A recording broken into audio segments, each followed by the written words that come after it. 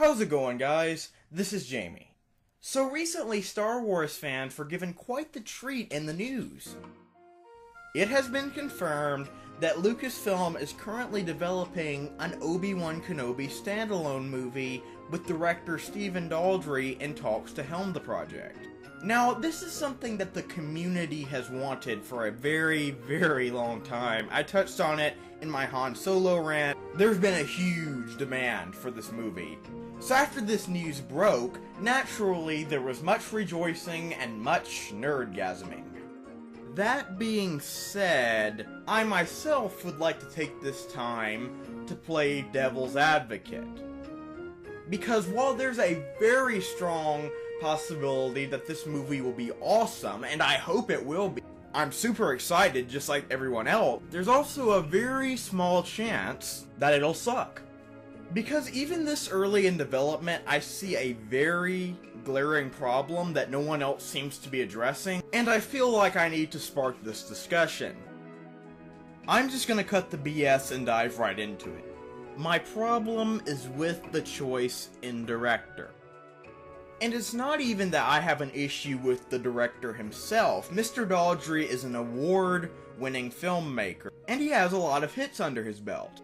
What worries me is the type of movies he makes. Stephen Daldry is known for reality-grounded dramas. I believe he did one action-ish movie. He may have done more. But the point is that 95% of his movies are serious dramas. And don't get me wrong, inner conflict and human emotion are very important parts of any good Star Wars movie. But first and foremost, these movies are sci-fi action adventures.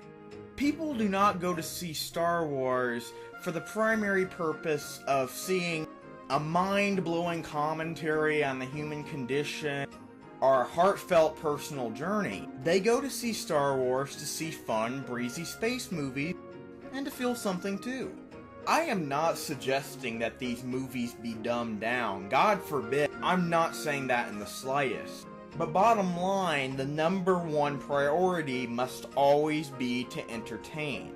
Empire Strikes Back did a great job of this. There were numerous memorable action scenes, but there was a lot of heart to the movie, and the characters did grow a lot.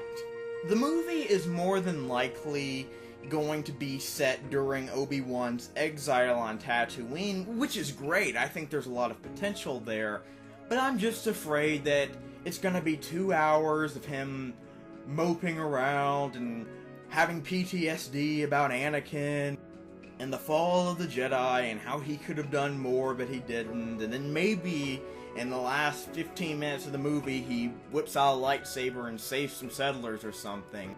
Which probably would make for a great graphic novel, but it just really would not work well as a Star Wars movie at all. I know I might sound like a hypocrite because of my Han Solo rant, where I went off on the people who had already made up their minds that it was going to be terrible. My basic defense for myself is that I'm not hoping this movie will suck. Those people hoped that Han Solo would suck because initially they didn't get their way. I hope this movie is amazing. I really hope I'm wrong, and chances are I am. I just wanted to get this out here while we're still early in production. So then maybe if Lucasfilm sees people saying, hey, this is what we want and what we don't want, then not only could we get the Obi-Wan movie that we all want, but the one that Kenobi deserves. One that would truly do old Ben justice.